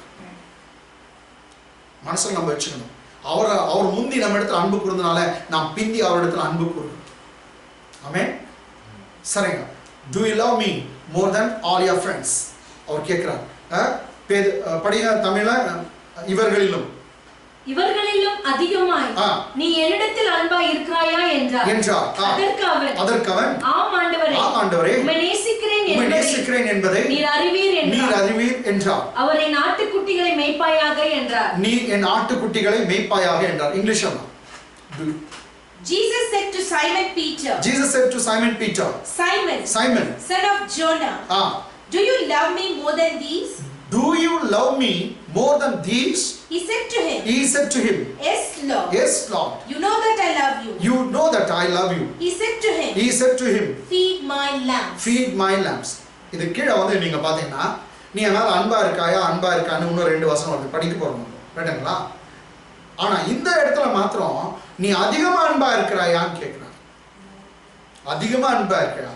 யார் அவரிடத்துல அதிகமா அன்பா இருக்காங்களோ அவங்க தான் இந்த லேம்ஸ், ஆட்டுக்குட்டிகளை மேய்க்க முடியும். ஆட்டுக்குட்டிகளை மேய்க்க. ஆட்டுக்குட்டினா புதுசா பிறந்த குட்டி. இது சண்டே ஸ்கூல் மினிஸ்ட்ரின்னு நான் சொல்ல. சண்டே ஸ்கூல் பண்ணா நம்ம பிள்ளைங்க சின்னங்களா இருக்காங்க, அது வளரலாம். அது இல்லை, புதிதா கர்த்தரிடத்துல வராங்க பாருங்க. புதிதா ஏதோ ஒரு புற மதஸ்தார இந்துக்களோ முஸ்லிம்ஸ்களோ அல்லது கிறிஸ்தவர்களோ யாரா இருக்கட்டும், அது ஆங்கிலேயர்களோ அல்ல தமிழர்களோ முகமதியர்களோ யாரா இருக்கட்டும், இல்ல தெலுங்கு பேசுறவங்க கன்னடம் பேசுறவங்க யாரோ புதுசா இயேசுவை ஏற்றுக்கொண்டிருந்தா அவங்கள வந்து அடிக்கடிக்கு பாஸ்டர் அந்த வீட்டுக்கு சென்று ஊழியக்காரங்க அவங்க வீட்டை விசிட் பண்ணி அவங்கள பராமரிக்கணும். அப்படிப்பட்ட புதிதா வரவங்களை ரொம்ப பராமரிக்கணும், அதை டேக் கேர் பண்ணணும், அதை செய்யணும். அது செய்யறது சாதாரணமான விஷயம். அவங்களுக்கு 1800 டவுட் இருக்கும், அவங்களுக்கு 1800 பிரச்சனை இருக்கும். எல்லாவற்றுக்காக பாஸ்டருங்க அவங்களுக்காக பரிந்து பேசி அவங்களுக்காக ஜெபம் பண்ணி அவங்களுக்கு பைபிளை கற்றுக் கொடுத்து அவங்களை சர்ச்சுக்குள்ள கொண்டு வரணும். இது பெரிய ஒரு விஷயம். இதை சில்ட்ரன் மினிஸ்ட்ரி கூட அப்ளை பண்ணலாம். சின்ன பசங்க ஊழியம் லேம்ப்ஸ்னாக்கா அப்படி மாத்தினா இப்போ புதுசா பிறந்தவங்க குட்டி சபைக்கு வந்துக்கிற சின்ன குட்டிங்க, புது குட்டிங்க புதுசா வந்தாங்க, அவங்கள மேய்க்கிறது தான் ரொம்ப பெரிய ப்ராப்ளம். எனக்கு அதுக்கு ஜீசஸ் இப்படி கேட்கல, பீட்டர் ஆர் யூ தியாலஜியன்? நீ தியாலஜி படிச்சிருக்கிறியா? இறையியல் படிச்சிருக்கிறியா? Are you graduated? Do you know how to speak in English? இதெல்லாம் கேட்டு இங்கிலீஷ் எல்லாம் உனக்கு தெரியுமா? நீ நல்லா படிச்சிருக்கியா? இப்படியெல்லாம் கேட்டு அது பின்னாடி ஆடுகளை திருச்சபை மெயின் சொல்ல no no no not at all. அதனால இறையியல் கல்லூரிக்கு அதாவது தியாலஜி படிக்க வேணாம் நான் சொல்ல. பட் அதுவே நமக்கு ஒரு குவாலிஃபிகேஷனா இருக்காது. அதுவே ஒரு குவாலிஃபிகேஷனா இருக்காது, அதுவே நமக்கு தகுதியா இருக்காது. இன்னைக்கு பலர் வந்து அதை மஸ்ட் அண்ட் ஷுட்னு சொல்றாங்க. Okay, whatever maybe there's இடங்களா, பட் அதுவே மஸ்ட் அண்ட் ஷுட்டா இருக்கக்கூடாது. கர்த்தருடைய சபையை மேய்க்கணும்னாக்கா தியாலஜியும் இருக்கணும், நல்ல அறிவும் இருக்கணும், ஞானம் இருக்கணும், எதிர்த்து பேசுறவங்களை கண்டனம் பண்ணி பிரசங்கம் பண்ற அளவுக்கு அறிவு ஞானம் எல்லாம் இருக்கணும். அதற்கு உட்கார வைக்கிறதுக்கு எல்லா சாமர்த்தியம் எல்லாவற்றை காட்டிலும் இயேசு மேல அவன் அன்பா இருக்க வேண்டும். அப்படிப்பட்டதான் உண்மையான பாஸ்டரா இருக்க முடியும். இயேசு மேல அன்பா இருக்க. இதான் கேட்கிறார் கர்த்தர். Do you love me more than all your friends, more than all these? மற்றோட எல்லாரையும் காட்டும் நீ என் மேல அன்பா இருக்கிறியா? ஆமென். அப்பதான் ஆட்டுக்குட்டிகளை மேய்க்கணும். ஆட்டுக்குட்டி எத்தனை பொறுப்பு படிக்க எத்தனை பிரச்சனை வரும். எல்லாத்தையும் சகிச்சுக்கணும் அப்படின்னு போனோம்னாக்கா அந்த பாஸ்டருக்கு ஜீசஸ் மேல ஒரு பயங்கரமான அன்பு, அளவற்ற அன்பு இருக்கணும். அப்படிப்பட்ட பாஸ்டர் தான், அப்படிப்பட்ட ஊழியக்காரர் தான் மேய்க்க முடியும். நெக்ஸ்ட் 16ஆம் வசனம். இப்ப இரண்டாவது முறை இயேசுநாதர் கேட்கிறார் பேதுருவை பார்த்து. இரண்டாம் தரம் அவர் அவனை நோக்கி யோனாவின் குமாரனாகிய சீமோனே, நீ என்னிடத்தில் அன்பா இருக்கிறாயா என்றார். அதற்கு அவன் ஆம் ஆண்டவரே, உம்மை நேசிக்கிறேன் என்பதை நீர் அறிவீர் என்றான். அவர் என் ஆடுகளை மேய்ப்பாயாக என்றார். இப்போ பாருங்க, ஆட்டு குட்டிகளை மேய்ப்பாயாகன்னு சொல்ல என் ஆடுகளை நம்ம மேய்ப்பாயாக. தமிழ் டிரான்ஸ்லேஷன் அவ்வளவு நல்லா இல்ல, பரவாயில்ல, இதுவும் மேய்க்கிறது தான். ஆடுகளை மேய்ப்பாயாக. இங்கிலீஷ்ல பார்க்கலாம். He said to him again a second time. Simon, son of Jonah, do you love me? He said to him, Yes, Lord. You know that I love you. He said to him, Tend my sheep. என் ஆடுகளை மேய்ப்பாயாக தமிழ் இருக்குது. இன்னும் நம்ம கொஞ்சம் நல்ல வார்த்தையை போடலாம்னாக்கா tend my sheep அப்படின்னு சொன்னா என் ஆடுகளை பராமரிப்பாயாக. ஏன்னா மூணாவது முறை மேய்ன்னு சொல்றேன். இங்கிலீஷ்லயும் feed my flock, shepherd, ரைட்டுங்களா? சோ இங்க வந்து tend my sheep, ஏன் ஆடுகளை நீங்க பராமரிப்பாயாக. சோ பாஸ்டருடைய டியூட்டி ஆடுகளை பராமரிக்க வேண்டும், ரைட்டுங்களா? இந்த டென்ட்ன்றதுக்கு வந்து டிஎன்டி, டென்ட்க்கு வந்து இங்கிலீஷ் பதங்கள் பார்த்தீங்கன்னாக்கா லுக் ஆஃப்டர், கவனிச்சுக்கோ, என் ஆடுகளை கவனிச்சுக்கோ. பாஸ்டர்களுக்கு கர்த்தர் சொல்றார், ப்ரொடெக்ட், காப்பாற்று, ரெஸ்கியூ தெம், அதுங்களை பாதுகாத்துக்கோ, ப்ரிசர்வ், அதுவும் பாதுகாக்கிறது தான். காட் தெம், காத்துக்கொள், நீ வாட்ச்மேனா இரு. அப்போ ஆட்டுக்கு பாருங்க, பாஸ்டர் எத்தனை இது பண்ணோம், அதில் பாதுகாக்கணும், அதில் கவனிக்கணும், அதில் காப்பாற்ற வேண்டும். எதுவும் மாட்டிக்கும். இன்னைக்கு எத்தனையோ கள்ள உபதேசம், எத்தனையோ எங்கெங்கயோ ஆடு போயிடும், கெட்டு போறதுக்கு. அதெல்லாம் வந்து பாஸ்டர் கண்ணு கருத்தமா பார்த்துக்கணும். அதனால எனக்கு அன்பார்ந்தவர்களே, எங்க கர்த்தராகிய இயேசு கிறிஸ்து சொல்கிறார், என் ஆடுகளை மேய்ப்பாயாக. என் ஆடுகளை மேய்ப்பாயாக. தமிழ்ல வந்து மேய்ப்பாயாக இருக்குது, அது வந்து பராமரிப்பாயாக. ஏன்னா இங்கிலீஷ்ல tend my sheep. அதுக்கு வந்து do you love me தான் சொன்னார். do you love me more than all this? no, அங்க இங்க வந்து do you love me கேட்குறான், என் மேல அன்பா இருக்கியா? அப்போ என் ஆடுகளை ஆடுகளை பராமரிக்க தேவன் மேல வச்சுக்கிற அன்பே போதும். ஆனா குட்டிகளை பராமரிக்கணும், ரொம்ப அவர் மேல அன்பா இருக்கும், ரைட்டுங்களா? ஓகே, இப்போ எப்படி பராமரிக்கிறதுன்னு நாம பார்க்கறதுக்கு முன்னாடி 17ஆம் வசனம் முடிச்சிடலாம். மூன்றாம் தரம் அவர் அவனை நோக்கி யோனாவின் குமாரனாகிய சீமோனே, நீ என்னை நேசிக்கிறாயா என்றார். மூணாவது முறை கேட்கிறார், நீ என் மேல அன்பா இருக்காய், நேசிக்கிறாயா என்றார். என்னை நேசிக்கிறாயா என்று, நீ என்னை நேசிக்கிறாயா என்று அவர் மூன்றாம் தரம் தன்னை கேட்டபடினாலே பேதுரு துக்கப்பட்டு ஆண்டவரே, நீர் எல்லாவற்றையும் அறிந்திருக்கிறீர், நான் உம்மை நேசிக்கிறேன் என்பதையும் நீர் அறிவீர் என்றார். இயேசு என் ஆடுகளை மேய்ப்பாயாக என்றார். பாருங்க, நீ என் ஆடுகளை மேய்ப்பாயாக. அப்போ அந்த இடத்துல மேய்ப்பாயாக தமிழ்ல வந்திருக்குது. ரெண்டு இடத்துல, ஒரு இடத்துல பராமரிப்பாயாக வந்திருக்கணும், இன்னொரு இடத்துல மேய்ப்பாயாக. என் ஆடுகளை மேய்ப்பாயாக. இங்கிலீஷ்ல He said to him the third time, Simon, son of Jonah, do you love me? Peter was grieved because he said to him the third time, he asked him the third time, do you love me? And he said to him, Lord, you know all things, you know that I love you. Jesus said to him, feed my sheep. என் ஆடுகளுக்கு போஜனம் கொடுப்பாயாக, மேய்ப்பாயாக, அதுங்களுக்கு வேண்டிய தீனியை கொடுப்பாயாக. அப்ப பாஸ்டருடைய duty பாருங்க, பராமரிக்கிறது. அது மாத்திரமல்ல, ஆடுகளுக்கு நல்ல சூப்பரா வந்து போஜனம் கொடுக்கணும், நம்ம பாஷையில மேய்க்கணும். feed my flock. அப்போ சபைக்கு வருகிற விசுவாசிகளுக்கு சூப்பரா நல்ல விசேஷமான ஒரு போஷாக்க அவங்களுக்கு தர வேண்டும். ஒரு வாரம் அவங்க சர்ச்சுக்கு வந்தாங்க, ஓ ஐ என்ஜாய் அப்படின்னு மாத்திரம் சொல்றது மாத்திரம் இல்ல, ஓ ஐ ஃபெட் ஃபுல்லி, நான் முழுவதும் நல்லா திருப்தி அடைஞ்சேன், ஓ இன்னைக்கு நல்ல சாப்பாடு, நல்ல இது. அதனால நான் நினைக்கிறேன் இதெல்லாம் 15 நிமிஷத்துல முடியுன்றது என்னால எனக்கு இல்லை. 15 நிமிஷம் பேசுறது, இல்லை ஒரு 20 நிமிஷம் பேசுறது. சிலர் 20 நிமிஷம் 15 நிமிஷம் நல்லா பேசுறாங்க, நான் ஒத்துக்கொள்ளுக்கிறேங்க. பட் அது எல்லாருக்கும் அப்படிப்பட்ட சாமர்த்தியம் இல்லை. ஆனா ஆடுகளை நல்லா போஷிக்கணும்னாக்கா கர்த்தர் எதிர்பார்க்கறது நல்லா போஷிக்கணும். அதனால 2 மணி நேரம் போஷிக்கணும்னு அவசியம் இல்லை.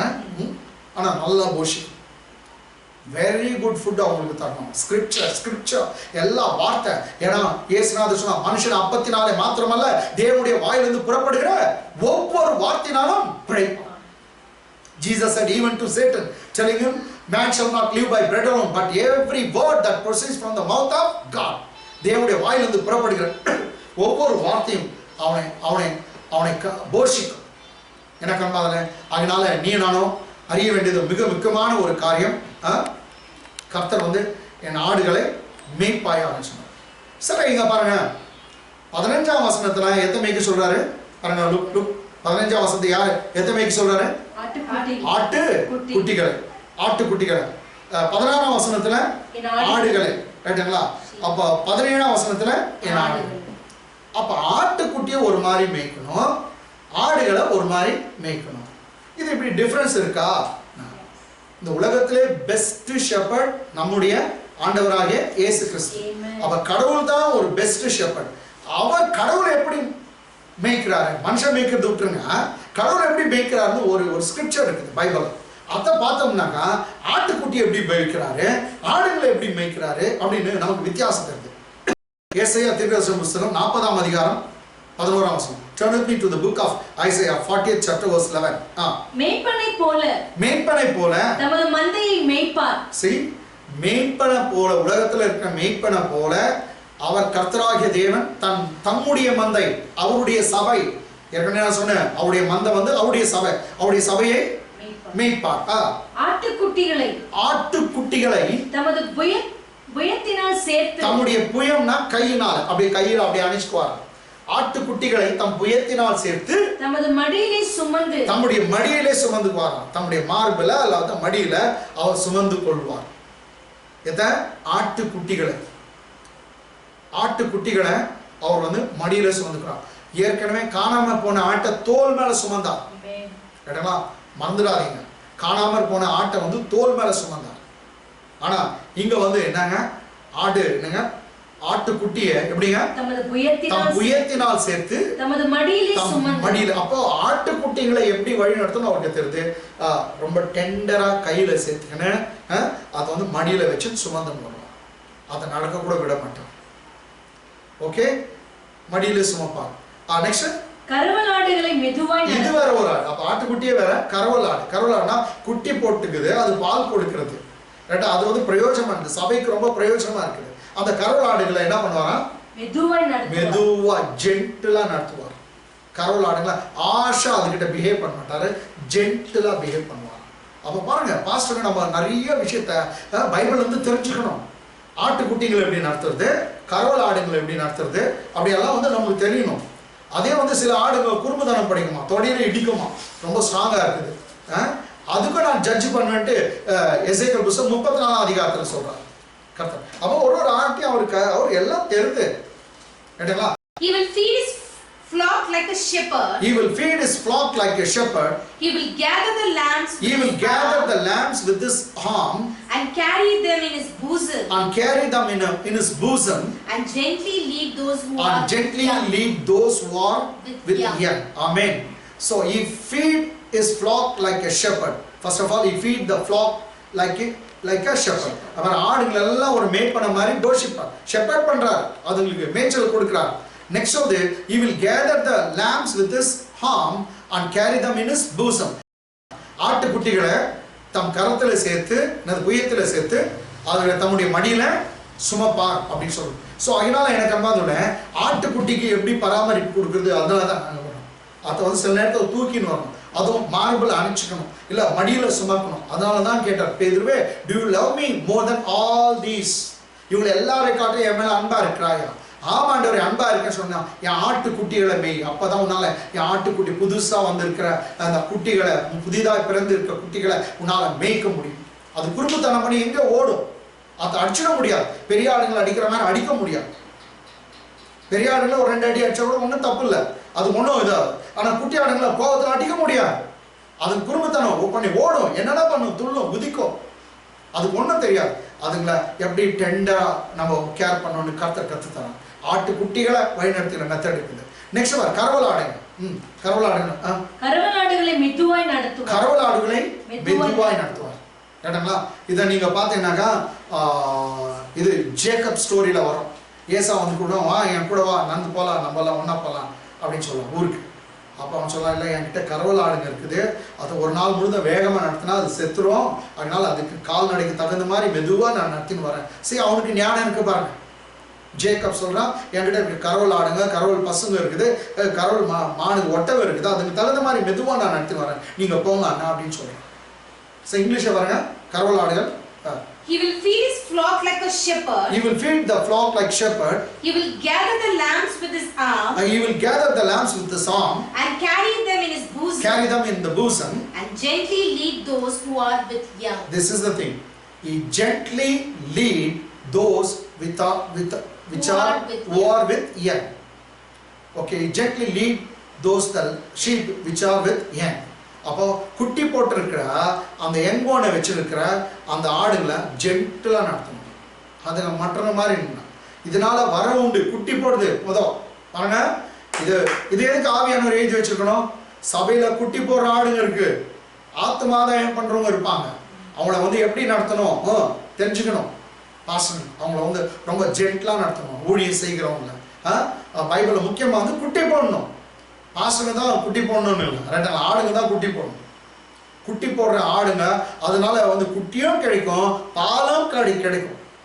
அதனால அவங்கள ரொம்ப ஜென்டிலா ரொம்ப தட்டி கொடுத்து எப்படி நடத்தணும் நீங்க வந்து செய்யணும். அது கர்த்தரே விரும்புகிறார்.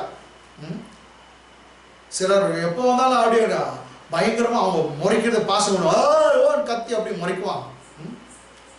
எல்லா ஆட்டையும் கர்த்தர் அடிப்பார் கத்துவாருங்க, கர்த்தர் ஒடிப்பார், கண்ணை குத்துவார். எந்த கர்த்தர்னு தெரியல. எப்போதும் அதே பேச்சு. சிலர் எல்லாம் எப்போதும் வந்து கடிந்து கொண்டு அடிச்சுக்கிச்சு. கடிந்து கொள்ளாதன்னு சொல்ல, ஏன்னா அதுவும் நேரம் இருக்கு. எப்போ எது செய்யணும் தெரியணும். எனக்கு ரொம்ப அதோட பாஸ்டர்ங்க வந்து நம்ம நிறைய விஷயத்த இதை பைபிள்ல இருந்து நம்ம கற்றுக்கணும். நம்முடைய மேய்ப்பர், பிரதான மேய்ப்பருடைய சூத்திரம், அவர் கற்றுக் கொடுத்த ஃபார்முலா.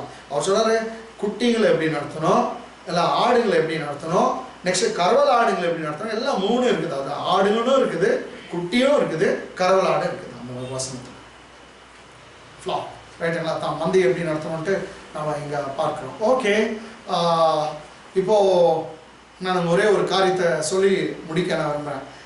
பீட்டருக்கு கர்த்தர் வந்து சபையை நடத்தக்கூடிய பெரிய பொறுப்பும் பாஸ்ட் டியூட்டியும் கர்த்தர் பேதுரு கொடுத்து, என் ஆடுகளை மேய்ப்பாயாக, ஆட்டுக்குட்டிகளை மேய்ப்பாயாக, என் ஆடுகளை பராமரிப்பாயாகன்னு சொன்னார். இப்போ பீட்டருக்கு வயசாயிடுச்சு. Elderly man, grown up and elderly man. இப்போ வளர்ந்த முதிர்ச்சி அடைந்த ஒரு ரொம்ப எல்டர்லி மேனா இருக்காரு. கடவுளுடைய சித்தத்தை நல்லா அறிஞ்சவர், புரிஞ்சவர்.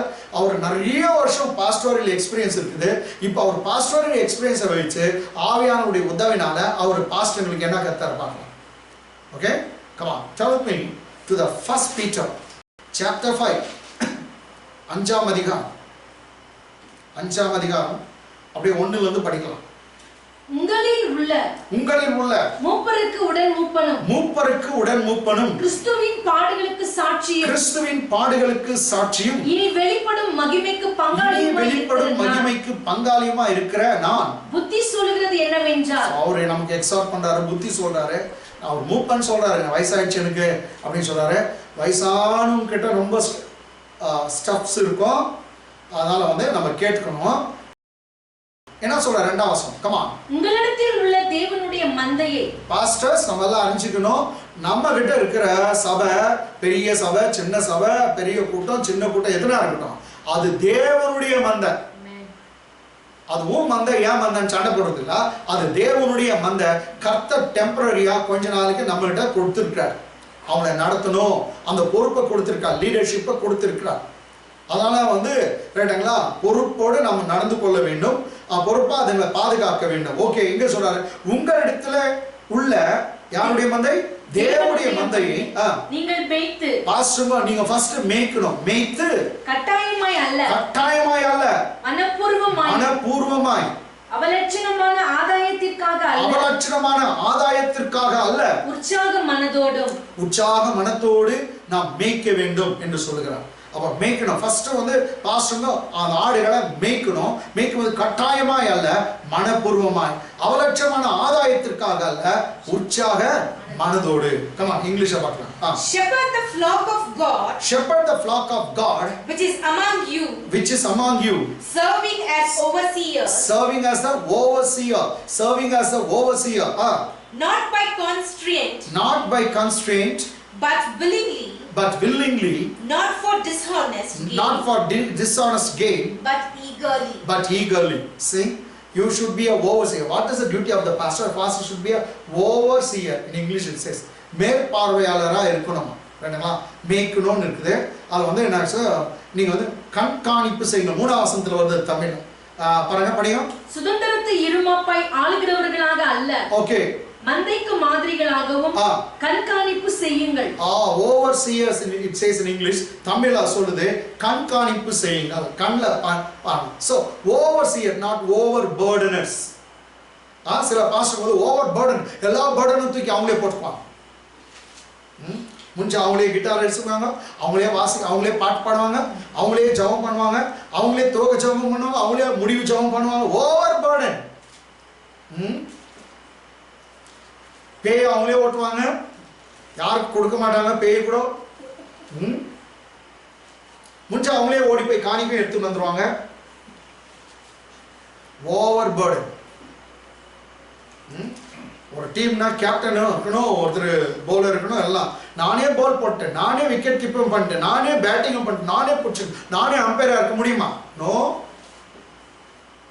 சில அப்படிதான் ஏதோ விட்டு கொடுக்க மாட்டாங்க. இவங்களே கிட்டார் வச்சுன்னு பாடினே இருப்பாங்க, இவங்களே கஷ்டப்பட்டு பாடினே இருப்பாங்க. இவங்களே ஒரு ஆளாவா சாந்த ஆளாவா ரியா அது கூட ஒருத்தர் யாரும் ஆள வைக்கலாம். நோ நானே பார்த்துக்கிறேன். அது அப்படியே கிட்டார் வைக்க மாட்டேன், இங்க ஒரு கீபோர்டும் வச்சுட்டுப்பாங்க. பார்த்துக்கிறீங்களா? கீபோர்டு கூட வேற யாரும் வாசிக்க, நானே வாசிக்கிறேன். அந்த டைம் முடிஞ்ச ஒரு ட்ரம்ஸ் பேட் சைடில் வச்சிருந்தோம், அத்தை அடிச்சிருந்தோம்.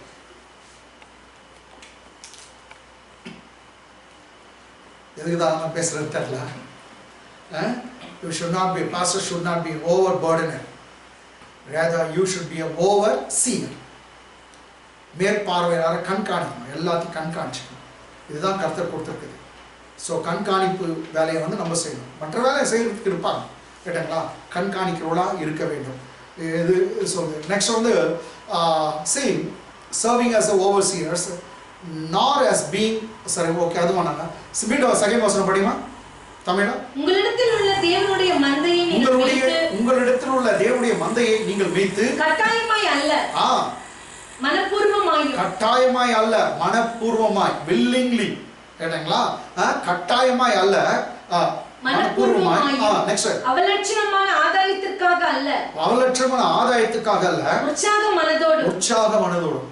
ஊழியம் செய்ய போனோம்னா அங்க அமிச்சிட்டார் அவரு, அதனால அங்கே போகணும், அவ்வளோ தூரம் போகணும், அப்படியெல்லாம் முன்னிறுத்தினாலாம் இருக்கக்கூடாது. கேட்டங்களா? வில்லிங்காக போகணும், வில்லிங்காக போய் ஊழியம் செய்யணும், அவலட்சணமான ஆதாயத்துக்காக. ஸோ என்ன சொல்றாரு? கூலிக்கு வேலை செய்யாதுங்க அப்படின்னு தான் சொல்றாரு கர்த்தர். அவலட்சணமான ஆதாயத்துக்காக. கூலிக்காரனை பத்தி பைபிள்ல தெரியுமா? சரி பாருங்க, கமா எங்க நமக்கு யோவான் சுவிசேஷ புஸ்தகம், நானே நல்ல மேய்ப்பன் சொன்னாரே. யோவான் சுவிசேஷ புஸ்தகம் 10ஆம் அதிகாரம் 11ஆம் வசனத்திலிருந்து படிக்கலாம். நானே நல்ல மேய்ப்பன், நானே நல்ல மேய்ப்பன், நல்ல மேய்ப்பன் ஆடுகளுக்காக தன் ஜீவனை கொடுக்கிறான், ஆடுகளுக்காக தன் ஜீவனை கொடுக்கிறான். மேய்ப்பனாய் இராதவனும். சரி பாருங்க, நானே நல்ல மேய்ப்பன், நல்ல மேய்ப்பன் தன் ஆடுகளுக்காக என்ன கொடுக்கிறானா? ஜீவனை கொடுக்கிறான். இங்கிலீஷ் படிங்க. I am the good shepherd. I am the good shepherd. The good shepherd gives his life for the sheep. The good shepherd gives his life for the sheep. He lays down the life for the sake of the sheep. Bible says willingly.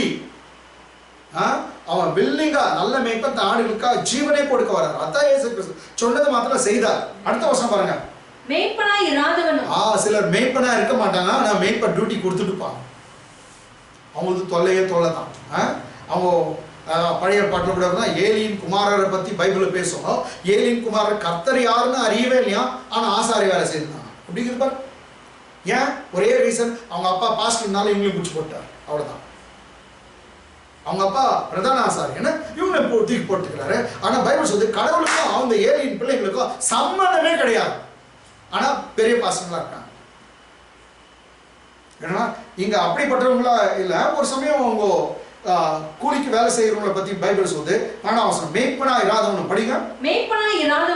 மேய்ப்பனா இராதவனும் first. Next, ஆடுகள் தனக்கு சொந்தம் அல்லாதவனும். இரண்டாவது, ஆடுகளுக்கும் அவனுக்கும் சம்பந்தம் இல்ல. இன்னொருத்தர் தான் மேய்ச்சல்கிறான். ஆடுகள் தனக்கு சொந்தம் அல்லாதவனுமான கூலியால் ஓநாய் வருகிறதை கண்டு ஆடுகளை விட்டு ஓடி போகிறான். அவ்வளவுதான். எந்த ஆடை பிடிச்சிட்டு போனா நமக்கு என்ன, எந்த ஆடு செத்தா நமக்கு என்ன, நான் பழிச்சா போதும் சொல்றேன். ஆடுகளை ஓநாய் வருகிறதை கண்டு ஆடுகளை விட்டு ஓடி போகிறான். அப்பொழுது ஓநாய் ஆடுகளை பீறி அவைகளை சிதறடிக்கும். இங்கிலீஷ் பார்க்கலாம். But he who is hireling, hireling means a man one works with the shepherd for hire. He is a hire worker. Okay. And not the wages. shepherd. He is not a shepherd. Bible says clearly he is not a shepherd. One who does not own the sheep. And neither he owns the sheep. Okay. Sees the wolf coming. And leaves the sheep. And flees. And the wolf catches the sheep. And scatters them. He sees the wolf coming and he flees. He runs away, leaving the flock. Because he owns not that sheep. He owns not that flock. He is not the owner. Therefore he leaves the flock and he runs to escape for his life. Amen. What does the wolf do? Bible says it scatters the sheep or flock. அந்த இடத்துல ஓநாய் வருகிறத பார்த்தானா கண்டு ஆடுகளை விட்டு ஓடி போகிறான். ஆடுகளை விட்டு. அவனுக்கு கவலை இல்லை. ஆடுகளை பற்றி கவலை இல்லை. அடுத்த வருஷம் அப்படிதான் சொல்லுது, ஆடுகளை பற்றி அவன் கவலைப்பட மாட்டான். ஏன்னா அவனுக்கு சொந்தம் இல்லை. எது எப்படி பண்ணா எனக்கு என்ன, அப்படி இருக்கக்கூடாது. கேட்டாங்களா? நான் பவுல் அப்போஸ்தலன் குறித்து நான் பேசுறேங்க. பாருங்க 13ஆம் வசனம். கூலியால் கூலிக்காக வேலை செய்கிறவனாகையால் ஓடி போகிறான். ஆடுகளுக்கு கவலையே பட மாட்டான். கூலியால் கூலிக்காக வேலை செய்கிறவன் ஆகையால் ஓடி போகிறான். ஆடுகளுக்காக அவன் கவலைப்பட ஒரு காலம் அவன் கவலைப்படவே மாட்டான். ஆடுகளுக்காக அவன் கவலையே இல்லை. சார் பவுல் அப்போஸ்தலன் எப்படி மேய்ச்சார் பாத்தீங்களா ஒரு சபையா? கமா என்னோட கூட 2 கொரிந்தியர் புத்தகம் 11ஆம் அதிகாரத்தை எடுத்துக்கோங்க. 28-29. இவை முதலானவைகளை அல்லாமல். அவர் சொல்றாரு, எத்தனையோ முறை நான் அடிப்பட்டேன், உதப்பட்டேன், தாகத்துல இருந்தேன், அநேக முறை உபவாசம் பண்ணேன், குளிர்ல நிர்வாணத்துல இருந்தேன்னு சொல்லிட்டு சொல்றாரு. 28, இவை முதலானவைகள் அல்லாமல் எல்லா சபைகளை குறித்தும் உண்டாயிருக்கிற கவலை என்னை நாள்தோறும் நெருக்குகிறது. இவர் ஊழியக்காரர், எல்லா சபைக்காக கவலைப்படுறார். ஆனா கூலிக்காக வேலை செய்யறவன் அவன் கவலைப்பட மாட்டான். இயேசுநாதர் சொல்றார். இவர் சொல்றாரு, எல்லா சபைகளை குறித்து உண்டான இருக்கிற கவலை என்னை நாள்தோறும் நெருக்குகிறது. நெக்ஸ்ட், ஒருவன் சபையில யாராவது பலவீனனானால் நானும் பலவீனனாகிறது இல்லையோ? ஒருவன் இடறினால் என் மனம் எரியாது இருக்குமோ? என் வயிறு பத்தி எரியுதுன்றார். என் மனம் எரியாது இருக்குமோ? நான் மேன்மை பாராட்ட வேண்டுமானால் போதும் அவ்வளவுதான். ரைட்டா? 28-29 இங்கிலீஷ்ல. Besides the other things, see, he has done so many things for Christ's sake. He suffered a lot. In all the way he suffered a lot. Besides that, what did he do? Come on. What comes upon me daily? My deep concern for all the churches. See, my deep concern for all the churches. So he was cared about all the churches. He had more concern about all the churches. The man one concern of all the churches. எல்லா சபைக்கும் கவலையோடு இருந்தார். Next verse in English. Who is weak? And I am not weak. See, if someone gets weak in the church, even I am become weak, he says. Who is made to stumble? If anyone gets stumbled, and I do not burn with indignation. He says, am I not burning with indignation? So righteous anger is coming into me, he says. So that burns me, he says. ஒருத்தன் கெட்டு போனா எனக்கு என் வயிறு எரியுது அப்படின்னு சொல்றாங்களா, அது மாதிரி அவர் சொல்றாரு ரைச்சஸா எனக்கு. ஸோ ஒவ்வொரு ஆடுகள் மேல கரிசனம் உள்ள சபை மேல கரிசனம். ஒருத்தர் வீக்கானா நானும் வீக் ஆவேன்னு சொல்றேன். ஒருத்தர் கெட்டு போன ஸ்டம்பிள் ஆனாங்க எனக்கும் எரியுது அப்படின்னு சொல்றேன். அப்போ சர்ச் மேல எவ்வளவு வைராக்கியமா இருந்தா பாருங்க. லாஸ்ட் வந்து பீட்டர் சொல்றாரு நீங்க மந்தைக்கு மாதிரியா இருங்கன்னு சொல்றாரு. மந்தைக்கு மாதிரினாக்க எக்ஸாம்பிளா இருங்க. அப்ப பீட்டர் படிச்சுட்டு இப்படி வந்துடலாம். படிங்க. Come on, Peter. 1 Peter 5th chapter. 3ஆம் வசனம் 5:3. சுதந்திரத்தை இருமாப்பாய் ஆளுகிறவர்களாக அல்ல. சுதந்திரத்தை, அதாவது உங்களுக்கு கர்த்தர் கொடுத்திருக்கிற சுதந்திரத்தை, அந்த மந்தையை இருமாப்பாய் ஆளுகிற கர்வத்தோட ஆளுகிறவர்களாய் அல்ல, மந்தைக்கு மாதிரிகளாகவும் கண்காணிப்பு செய்யுங்கள். சுதந்திரத்தை இருமாப்பாய் ஆளுகிறவர்களாக அல்ல, மந்தைக்கு மாதிரிகளாகவும் கண்காணிப்பு செய்யுங்கள். ரொம்ப சூப்பர். Come on, இங்கிலீஷ்ல பாருங்க. Nor as being lords over those entrusted to you. One second now. Nor as being lords over those entrusted to you. But being examples to the flock. Nor as being lords over those entrusted to you. That means God has entrusted the church into the hands of the pastors, the leaders. They should not be lord over it, but they should be a servant. அங்க என்ன சொல்றது? இருமார்ப்பா ஆளக்கூடாது, கர்வத்தோடு மேட்டிமையோடு சபையை ஆளக்கூடாது. Pastor அதுங்களுக்கு பணிவிட செய்யணும். தமிழ்ல ஊழியக்காரன்னு சொல்றதுலாம் ஊழியம் செய்யணும். இயேசுநாதர் சொன்னா மனுஷகுமாரன் ஊழியம் கொள்ள வராமல் ஊழியம் செய்ய வந்தார். எனங்களா? அதனால எல்லா வேலையும் நீங்க செய்யணும் நான் அப்படி சொல்ல ஓவர் சேர் பண்ணணும், அதுதான் பெஸ்ட். அதே நேரத்தில் என்னன்னாக்கா லார்ட்ஷிப்பா நீங்க வந்து பெரிய லார்டு இல்லை. ஏடங்களா? அப்படிதான் சொல்லுது. ஏடங்களா? இருமாப்பா கர்வத்தோடு மேட்டிமையோடு நம்ம ஆளக்கூடாது. அதுக்கு பதிலாக சர்ச்சில் எல்லா விசுவாசிகளுக்கும் பாஸ்டர்ஸ்க்கும் எக்ஸாம்பிளா இருக்கணும். மேக் பாருங்க. அதை வந்து யாரு சொல்றாரு? பீட்டர் மூலமா ஆவியானவர் சொல்றாரு. பேதுரு நல்ல எல்டர்லி மேன், இப்போ ஆவில இருக்கிற மனுஷன் சொல்றாரு, நீங்க மந்தைக்கு மாதிரிகளாகவும் கண்காணிப்பு செய்யுங்கள். மாதிரிகளாகும். You should be an example. படிமா எப்படி இருக்கு? மந்தைக்கு மாதிரிகளாகவும். போதும். இங்கிலீஷ்ல வர but being examples to the flock.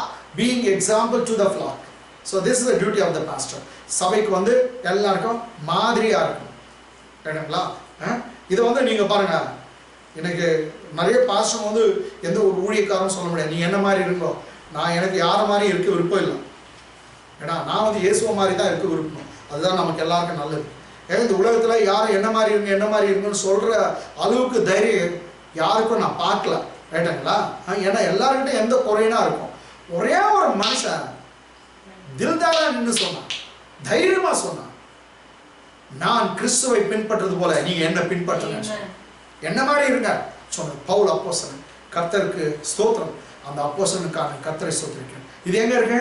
Come on 1 கொரிந்தியர் புத்தகம் 11:1. இதோட முடிக்கிறேன். 1 கொரிந்தியர் புத்தகம் 11:1. நான் கிறிஸ்துவை பின்பற்றுகிறது போல. அவர் சொல்றாரு, நான் கிறிஸ்துவை பின்பற்றுகிறது போல நீங்கள் என்னை பின்பற்றுவீர்களா இருங்கள். யாரை இவ்வளவு போல்டு ஸ்டேட்மெண்ட் கொடுத்துலாம்? 11:1. ரைட்டுங்களா? நான் கிறிஸ்துவை பின்பற்றுவது போல நீங்கள் என்னை பின்பற்றுவீர்களா இருங்க. இதே 1 கொரிந்தியர் 4ஆம் அதிகாரத்தில் கூட சொல்றாரு, என்ன பின்பற்றணும்னு தான் சொல்றாரு. ரைட்டுங்களா? அவ்வளவு மாதிரி போல்டு யாருங்க? 1 கொரிந்தியர் 11th chapter verse 1. Imitate me. Just I also imitate Christ. As I also imitate Christ. Imitate me just as I imitate Christ. You imitate me, he says. என்ன மாதிரி இருங்க. இமிட்டேட் பண்றது தெரியலங்க, அவரை மாதிரி நடிக்கிறது அப்படி. அதை அவர் தான் சொல்றாரு, என்ன மாதிரியே நீங்க ஆயிடுங்க. ஏன்னா நான் கிறிஸ்துவ போல ஆயிட்டேன்னு சொல்றேன். நான் கிறிஸ்துவ பின்பற்றுறது போல நீங்க என்ன பின்பற்றுங்க. இந்த தேவ மனுஷனுக்காக நான் கர்த்தரை ஸ்தோத்திரிக்கிறேன். எனக்கு அதனால மோர் தென் தட் நம்ம பவுல் மாதிரி இருக்கணும், இல்லை பர்னபாஸ் மாதிரி இருக்கணும், எலியா மாதிரி இருக்கணும், அந்த ஆசைலாம் யாருக்கு வேணாம். பிதாவுடைய திட்டம் என்னதான்? நீ நான் கிறிஸ்துவ போல மாறணும், அவர் குமாரனை போல மாறணும். அதுதான் அவருடைய திட்டம். As he is, so we are in this world. அவர் இருக்கிற ஒன்றமா நீ நான் இந்த உலகத்தில் இப்பொழுதே இருக்கிறோம். என்னங்களா? அதனால எனக்கு என்ன கர்த்தர் இப்படிப்பட்ட காரியங்களை சபையில் வைத்திருக்கிறார். அதனால சர்ச்சையும் இயேசு கிறிஸ்துவும் பிரிக்கவே முடியாது. சபைக்காக தான் உயிரே கொடுத்து ரத்தத்தை சிந்தி அவர் மீட்டு கொண்டாராம். So he has bought the church with his own blood. தம்முடைய சொந்த ரத்தத்தினாலே கிரியம் செலுத்தி அவர் மீட்டு கொண்ட சபை. கர்த்தர் உங்களை ஆசீர்வதிப்பாராக. ஆமென். ஜெபிக்கலாம். அன்பின் பரலோக பிதாவே, இந்த ஆசீர்வதிக்கப்பட்ட நல்ல வேலைக்காக நன்றி அப்பா. இந்த நாள்ல திருசபை குறித்து பேசும்படியாக ஒரு சந்தர்ப்பத்தை நீ எனக்கு கொடுத்ததுக்காக நன்றி அப்பா. எனக்கு இன்னும் ஞானத்தை தாங்க, இன்னும் அறிவை தாங்க, இன்னும் ஆவிக்குரிய ரகசியங்கள் நான் அறிந்து கொள்ள என் மனக்கண்களை திறந்தள்ளும் அப்பா. எங்கள் எல்லாருடைய மனக்கண்களை திறந்தள்ளும்.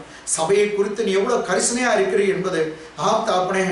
ஆடுகளை குறித்தும் கரவல் ஆடுகளை குறித்தும் குட்டிகளை குறித்தும் பேசினீரே, உமக்கு நன்றி. தாப்பனே, இந்த நாளில் பேதுருவை கொண்டும் அப்பா தாப்பனே நாங்கள் அநேக காரியங்களை அறிந்து கொள்ள உதவி செய்தீரே. பவுல் அப்போஸ்தலன் மூலமா அநேக காரியங்களை அறிந்து கொள்ள உதவி செய்தீரே. எங்களுடைய மனக்கண்களை திறந்தள்ளும் அப்பா. இந்த வாரம் முழுவதும் சபையாரை ஆசீர்வதியும். நீர் அவர்களை மடியில சுமக்கிறதுக்கா நன்றி, உன் தோளில சுமக்கிறதுக்கா நன்றி, கரவலாடுகளை மெதுவா நடத்துகிறதுக்கா நன்றி அப்பா. அற்புதமா உடைய ஆடுகளை உன் கரத்தில் வைத்திருக்கு, ஒருவனாலும் அதை பறித்துக் கொள்ள முடியாது என்பதை நாங்கள் விசுவாசிக்கிறோம். நீங்கள் நல்ல மேய்ப்பர், ஆடுகளுக்காக ஜீவனே கொடுத்தவர். நீங்க இரவும் பகலும் ஆடுகளை பாதுகாக்க, சபையை பாதுகாக்க நீ வல்லவரா இருக்கிறதுக்கா நன்றி. இந்த கொரோனா லாக்டவுன் டைம்ல தாப்பனே ஒவ்வொரு சபையாரையும் ஒவ்வொரு வீடுகளையும் நான் ஆசீர்வதிக்கிறேன். அவர்கள் மேலே இயேசு கிறிஸ்துவின் ரத்தத்தை தெளிக்கிறேன். அவளுக்கு பாதுகாப்பை கூறுகிறேன். அவள் எல்லாரையும் ஆசீர்வதியும் பாதுகாப்பினாக. நசராகிய இயேசுவின் நாமத்தில் ஜெபிக்கிறேன் நல்ல பிதாவே, ஆமென் ஆமென். தலைகளை தாழ்த்தி தேவனுடைய ஆசீர்வாதத்தை பெற்றுக்கொள்ளும். நம்முடைய பிதாவாகிய தேவனுடைய அன்பு, குமாரனாகிய இயேசு கிறிஸ்துவின் கிருபை, பரிசுத்த ஆவியானவருடைய அனுநயிக்கமும் சவகாசமும் வெற்றியும் வாழ்வும் கர்த்தராகிய இயேசு கிறிஸ்துவின் பராமரிப்பும் நம் அனைவரோடும் சகல விசுவாசிகளோடும் இன்றும் என்றும் சதா காலம் தங்கியிருப்பதாக. எல்லாம் சேர்ந்து சொல்லலாம். என் ஆத்துமாவே கர்த்தரை ஸ்தோத்திரி, என் மூலமே அவருடைய பரிசுநாமத்தை ஸ்தோத்திரி. என் ஆத்துமாவே கர்த்தரை ஸ்தோத்திரி, கர்த்தர் செய்த சகல. God bless you. God bless you.